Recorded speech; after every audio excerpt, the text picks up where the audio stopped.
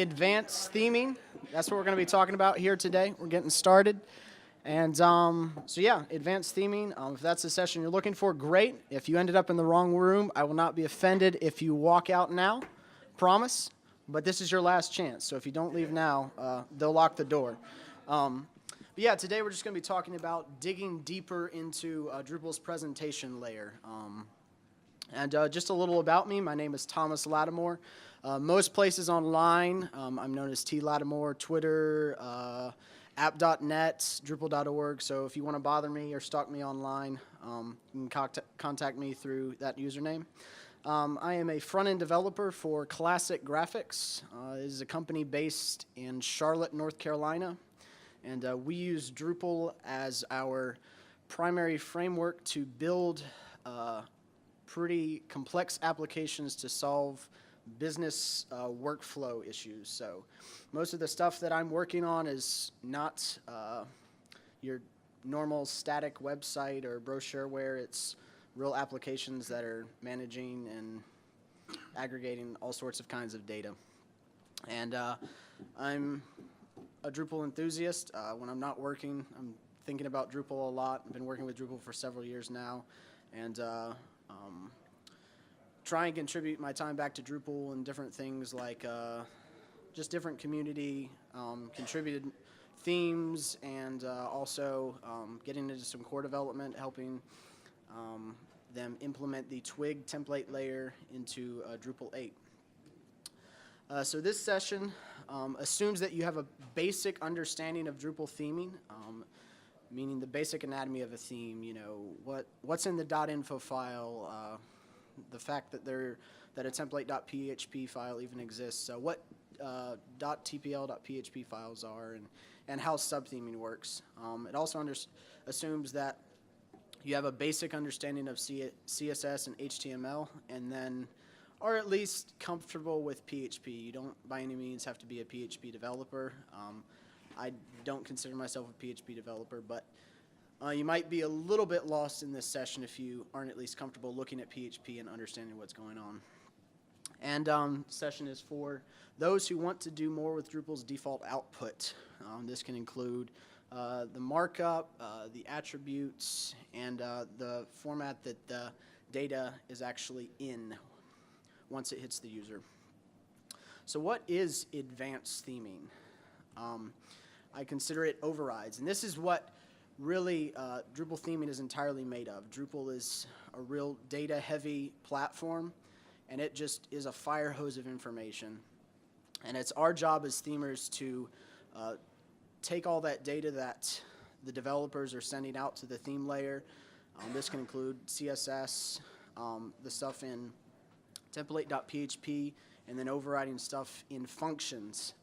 And it's up to us to take these different things and manage the way that they're displayed in a meaningful way, whether that's actually working as the designer and controlling it that way, or taking Photoshop files and making Drupal adhere to them. And I really see it split up into these three categories as far as what we do as themers. So out of these three things, which method do we use or choose? And the answer is really, it just depends on your process or what's available to you. Each shop or development team has a little bit different process for how the whole development workflow works. You know, some shops might use display suite or panels, whereas others might use context or even the default core blocks, and all of those kinds of things affect how you approach theming. You know, some shops are standardized on certain base themes for better or for worse. So you really have to evaluate your process and see how you're going to approach getting into overriding stuff. The first thing whenever I want to theme something is I go and look at what classes and markup are available to me. For better or for worse, Drupal has lots of attributes, elements, classes, IDs that we can grab a hold of as CSS developers. That's always the first place I go to whenever I'm wanting to theme something, is what classes are available to me and how can I use those classes to adhere to the design or whatever I'm trying to accomplish. The next thing I go to, if the classes or markup aren't available to me, is I go to see if that exists in a TPL file somewhere, and then override that markup through, if you understand, Drupal's template inheritance system. So if a module has a template file that it's using to, wrap its data, and it has a specific markup and you want to change that, you can override that through your theme by simply placing that TPL file in your theme. Drupal will see that and then use your template file and not the one in the module. And then the last thing I look to is function overrides. And this is when I actually need to dig into the data. I promise, sir, it's going to get better. Promise. This is when you actually need to dig into the data. Told him to lock the doors. You need to actually dig into the data that's inside the variables of the template. So we've already looked at CSS. CSS wasn't there. We tried to do it through the markup, and we've finally figured out that, you know what, the data is just not, that we're trying to get our output to do, it's just not there. It's just not available to us yet. So we can override and control the way that the data is being served up to the theme through different functions. And this includes, but is not exclusive to, alter hooks, template preprocess functions, and theme hook functions. And I don't really know what to call theme hooks because there isn't really a good name for them. Now I'll get into that a little bit later. And this is where I really start to enjoy stuff. Some common alter hooks that are used in theming could be hook page alter. That's where you get this giant array of data that's on the page. It has like every single region that's on the page and what blocks are set in there, and you can move around stuff and duplicate blocks and duplicate entire regions and stuff like that. It's this huge array of stuff. Hook form alter. Sometimes you need to theme forms in a different way. Some, simple things like changing the text on a button or something like that.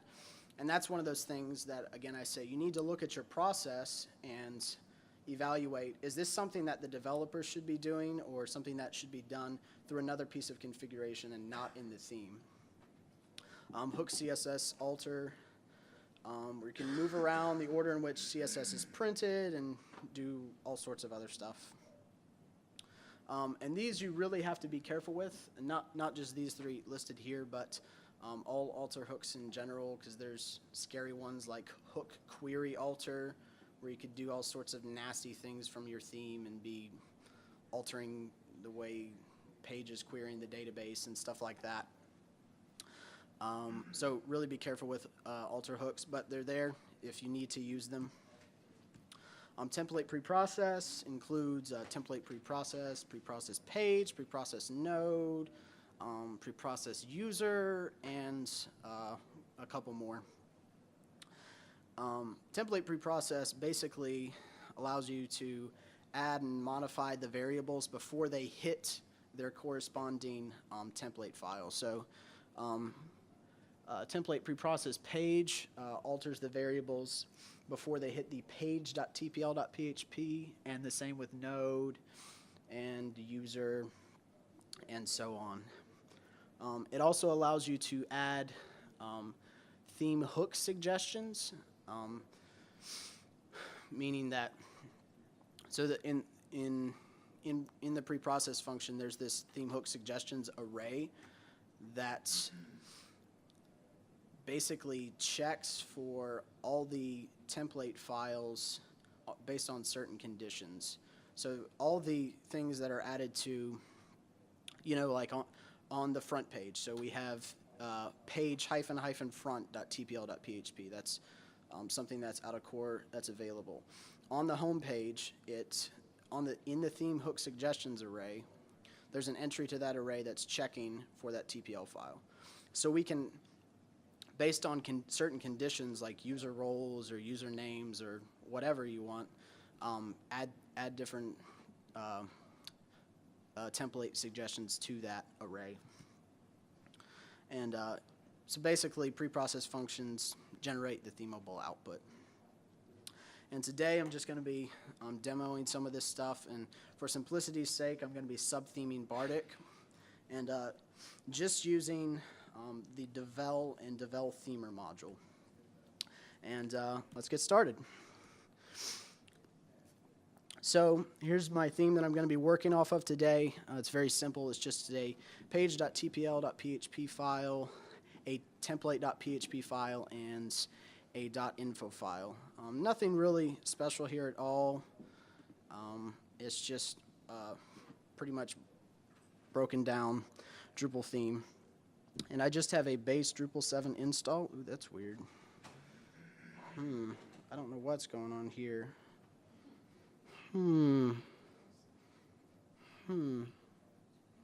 Weird screen resolution stuff. Oh, I know what's going on. That's it. It's because my screen was like 3 times bigger than this projector was. So we just have a basic Drupal install with just a node set as the home page. And first thing I want to talk about is preprocess functions. And preprocess functions can really allow you to clean up your template files a lot. And one thing that I do is I hate all this crap. Seriously, what is this? Like who let this in?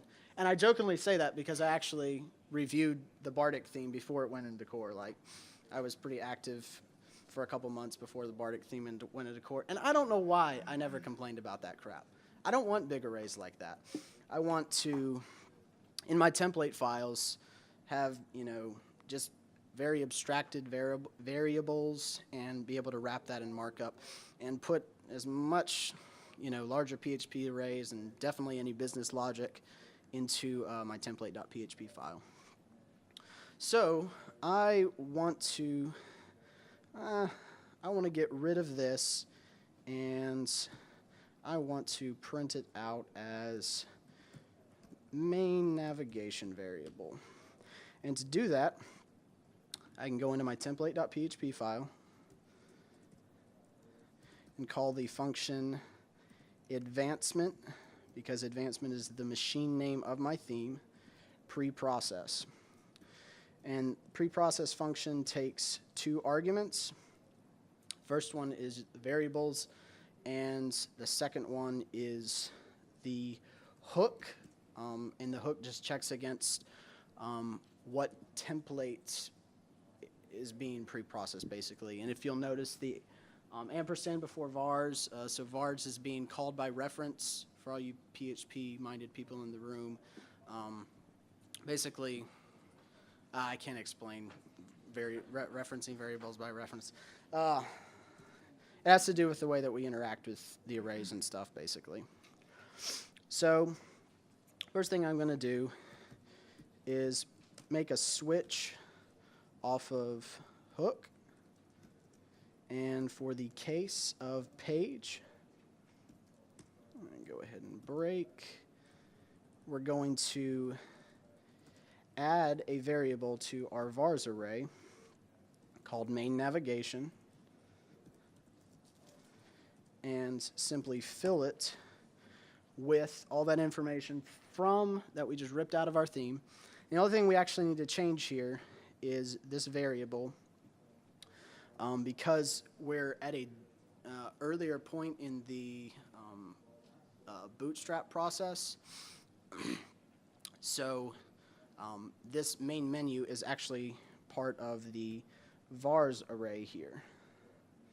Vars main menu. Hit save, and then whenever we add a preprocess function to a theme or a module, because what functions are used in PHP files, Drupal caches them. So we need to clear cache. All cache was cleared, and we can go back to our site and hit refresh, and you'll notice our menu is still coming up here, but if we go back to our page.tpl, main navigation. It's very simple.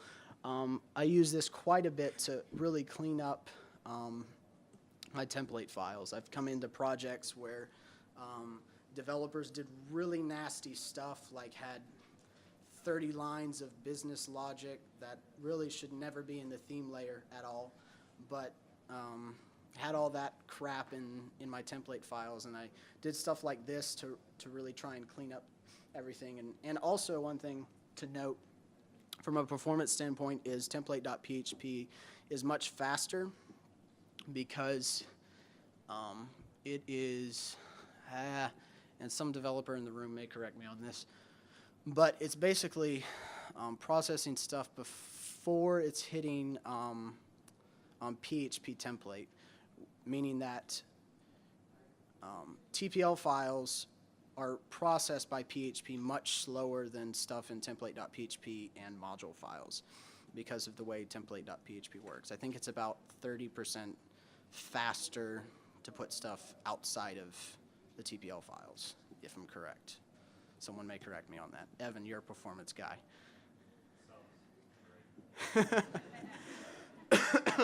Evan did a great session earlier on speeding up Drupal and schooled me on performance stuff. Another thing to note here is please comment your code. So whenever you call a core function, or whenever you have any function, but make sure that you comment it right. So this is template preprocess period. So that's preprocess functions in a nutshell. And another cool thing, if we want to look,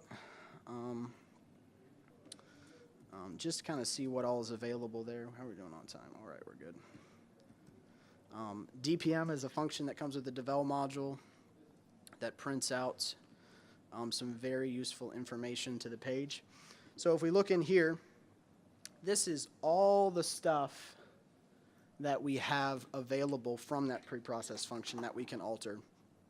So if we want to add stuff to the theme hook suggestions array, or even check and see why isn't my specific TPL file not getting referenced on this particular page, call it in template preprocess and figure out where it needs to be printed out, where your DPM needs to be printed out, and see if the template's even being referenced in this template hook suggestions array, because that's what our options are. And we've got our classes array and all sorts of user information that's available to us, and just tons of really good stuff. I really like preprocess functions. They're really powerful.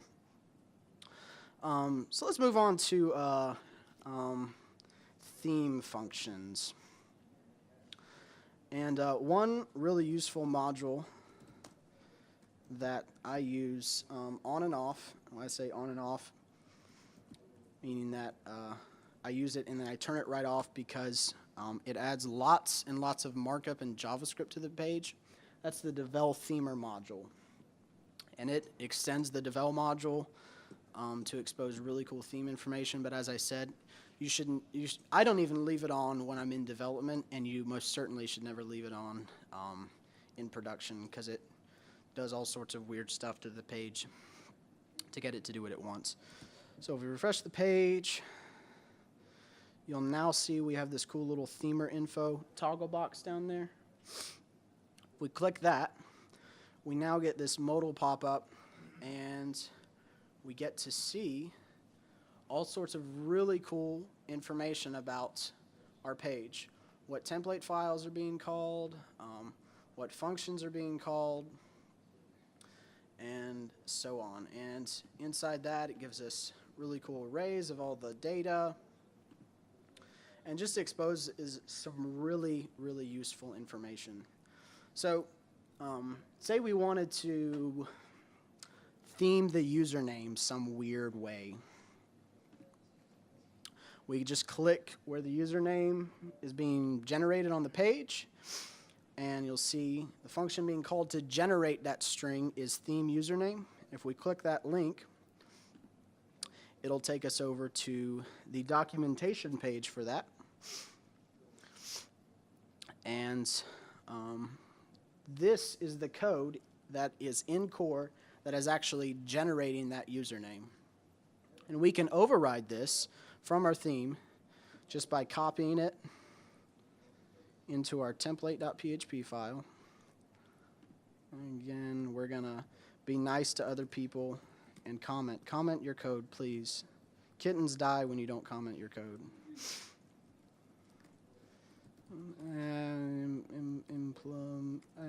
I can't think right now.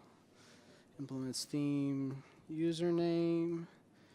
And we're going to take out theme and replace it with advancement. Again, the name of our theme. And I actually like vars here rather than variables because I'm lazy and don't like typing variables every time I reference variables. So we're going to just change that out.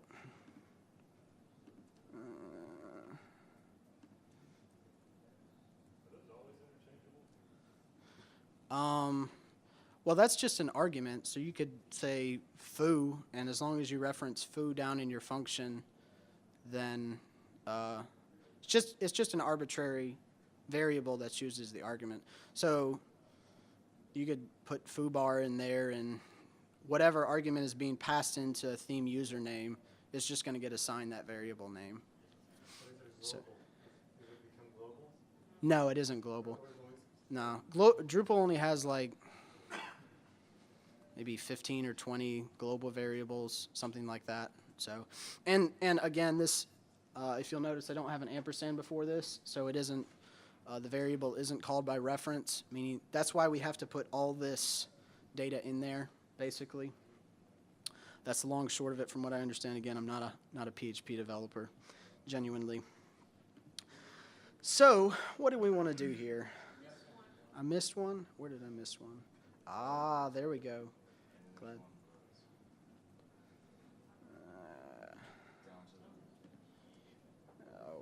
Oh, Sublime. Oh man, this projector kills me.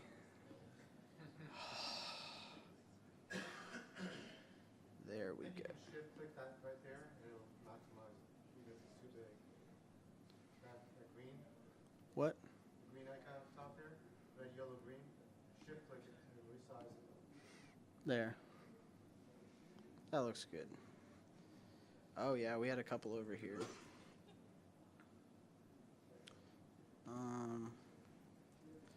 And again, I'm just renaming this because I like calling it by vars. So if we have to reference that variable later on in the function, we don't have to type all that out. So you can see clearly there's var name. That's what actually generates our username, and then any extra data after that. So like not verified, let me close that. Not verified is generated by extra data. But we can really control this output. So say if I wanted to do something crazy like I'll put that in an H4, which actually wouldn't be valid markup because it's inside a div, but I'm going to ignore that right now. And then do something even weirder, like take out the name and just say Evan. Is your name spelled with it's spelled with an A, right, Evan? Okay.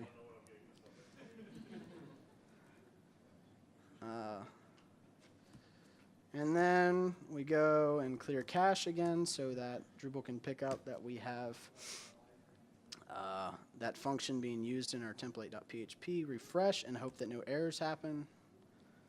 Risk of doing live demos. So, right there, you can see our username is replaced with Evan makes fast websites. Not verified. Even funnier. So that's the flexibility of theme functions. So again, we go and you can see theme link. So you can override, and I've used theme link a lot to add classes to links. And this kind of stuff is essential to understand when implementing proper CSS best practices. If we want to work with CSS frameworks, whether community contributed like Bootstrap or Foundation or 960 or anything like that, we have to understand how to use these theme functions and add and remove classes to elements, and also control their markup. I've worked with the Twitter Bootstrap framework a little bit, and I had to do tons of this stuff everywhere to just remove markup in stupid places that Core was adding because it broke the way Twitter wanted the selectors to work, and add classes different places, and yeah, fun stuff. So, do we have any questions? We're ending kind of early, actually. I flew through that stuff. So it's always hammer us to think as a developer to never handle HTML and always do renderable arrays. Yeah. But I see that in some of these theme functions you actually have HTML like the span or H4. So is this the actual accepted place to do those things, or are you supposed to still think in renderable arrays at this time? Depends on who you ask. So a lot of this stuff is legacy Core, not really legacy, but stuff that hasn't been touched in Core in a long time. And after a little bit of discussion, I might even talk about some stuff that's happening in the future. But I generally, as a themer, won't ever write any markup directly inside PHP as a string. I just don't like it. I'd much rather, as much of that be pushed out to the template file.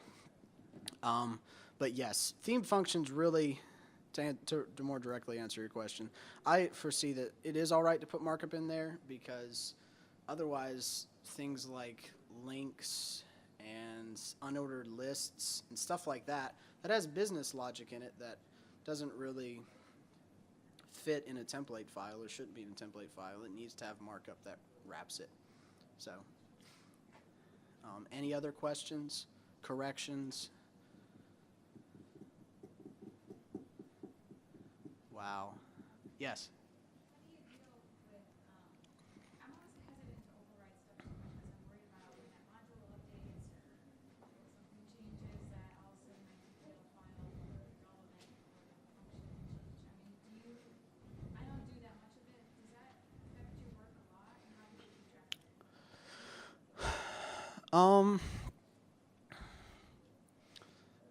I think that's a pretty broad question.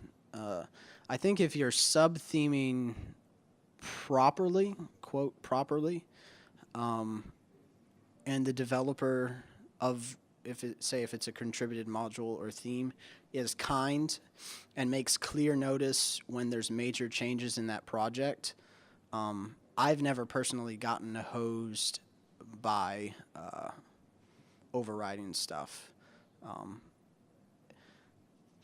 But you could potentially, I guess, in theory.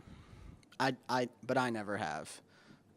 But it is important for, and most of the developers of the major projects are clear when changes are made that could affect stuff.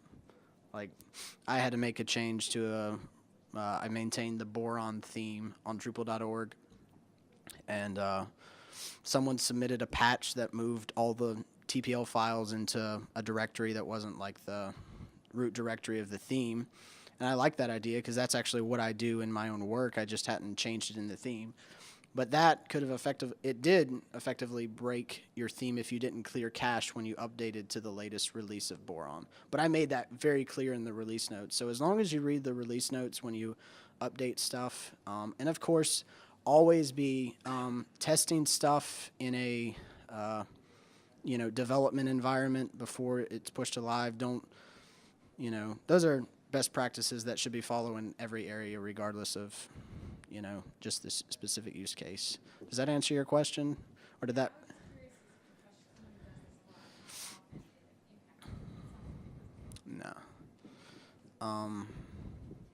But in theory, I guess it could.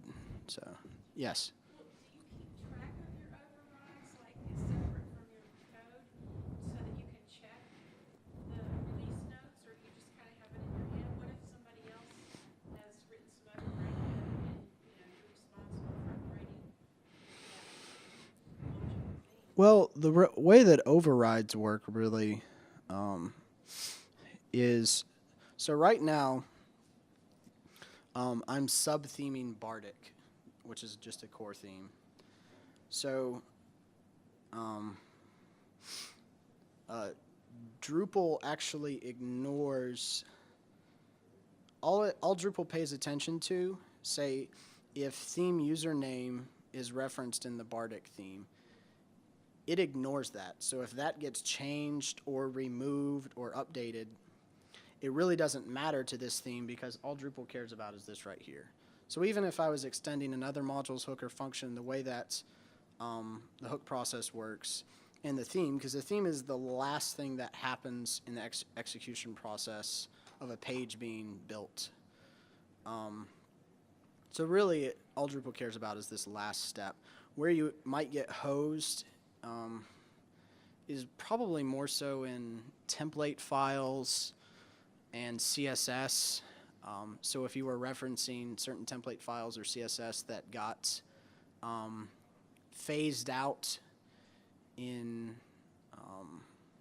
a new release of the theme, then you could get hosed there. So yeah. Exactly.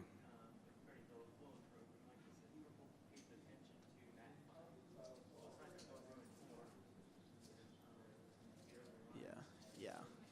And that's what this stuff is here for, ultimately. I mean, that's why we have this stuff, so we don't have to go hacking around in themes. And I know it seems a little, it can seem a little intimidating at first. It's like, well, I'm undoing something that core is doing. Is that right? Should I be doing this here? But that's what these hook functions are here for.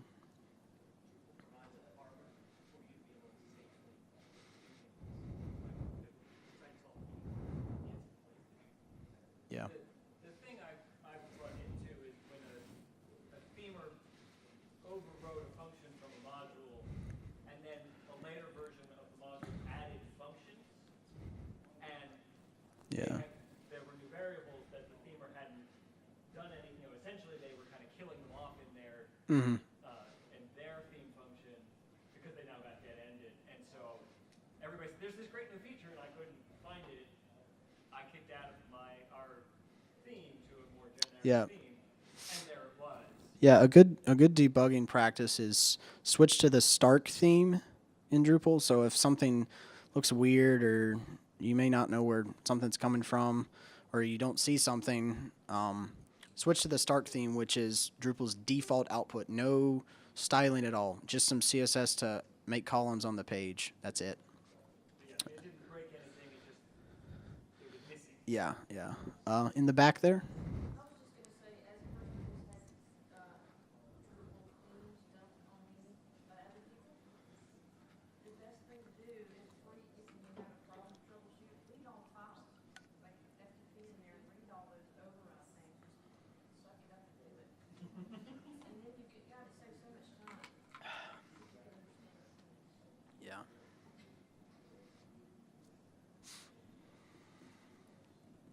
Any more questions before we move on? Yeah.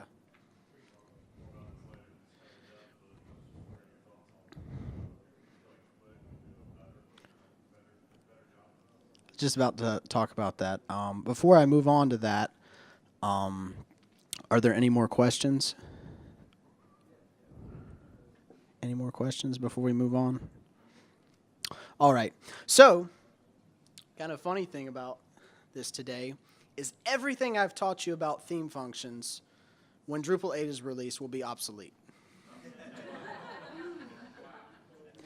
So, not preprocess functions, but there is an initiative, and I probably should have had this pulled up, sandbox. So there is an initiative to get a new templating engine into core in Drupal 8. And it is way better than PHP template. And there's a lot of reasons that it's trying to be done. You can read up online later more about why they're wanting to do it. But basically, it is a much cleaner, much more front-end developer-friendly theme engine for Drupal 8. And probably one of the biggest changes that is going to happen there is every theme function currently will be turned into a Twig template file. So themers will not be mucking around in theme functions to override markup. So the issue that was addressed earlier about markup being in functions, that in that specific case it won't be there anymore. There'll be template files. So all the theme functions, and along with that, they're also looking at narrowing down the amount of theme functions that are in core, because there is a lot. So, great. A lot of stuff we just learned will be obsolete. But I... So does that mean that in the module, a person won't be able to use a code function, but rather use the Twig file for that function? Is that what you're saying? I would assume that would be the plan. And you can feel free to actually jump in this issue queue for this project. And I'll stick this at the end of my slides before I upload them to the session page for this presentation. So you can reference this sandbox. But the plan is that, yes, theme functions will be out of core. They won't be there anymore. And modules and all core themes will have .twig, .html, I think, files. There is the last decided. I think now it's just .twig, but I think the namespace that was decided was like .html, .twig, or something like that. But PHP template will still be there. If you want to use it, you can. But don't do it. Don't do it. I was going to ask about backwards compatibility, because a change like this can lead to like upgrade hell. You know, Yeah. like from It will. But let's face it, Drupal is already upgrade hell. Has anyone upgraded a Drupal 6 to Drupal 7 site successfully? Yeah, it's already upgrade hell. you don't upgrade, you create new and migrate. Yeah, yeah.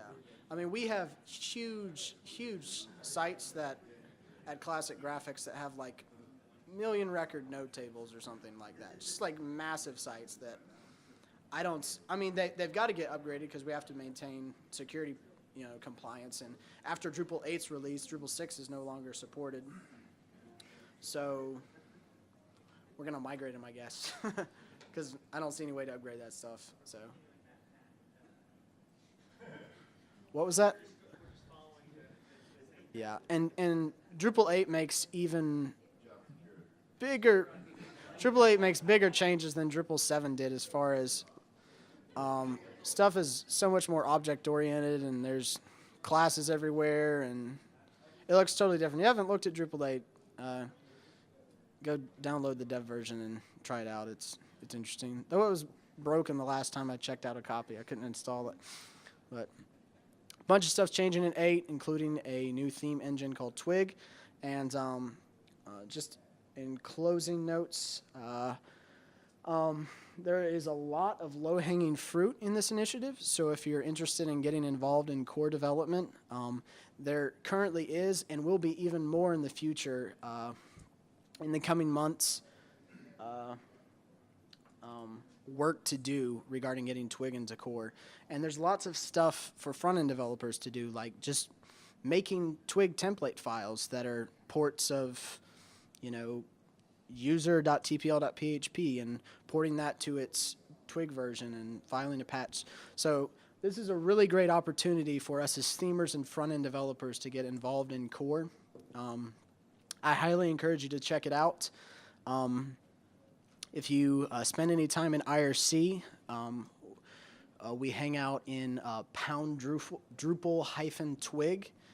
And a lot of the conversation goes on there, or pound Drupal contribute. So, yeah, get involved with Twig and file issues, make it awesome so that front-end development's more enjoyable in Drupal 8. Pardon?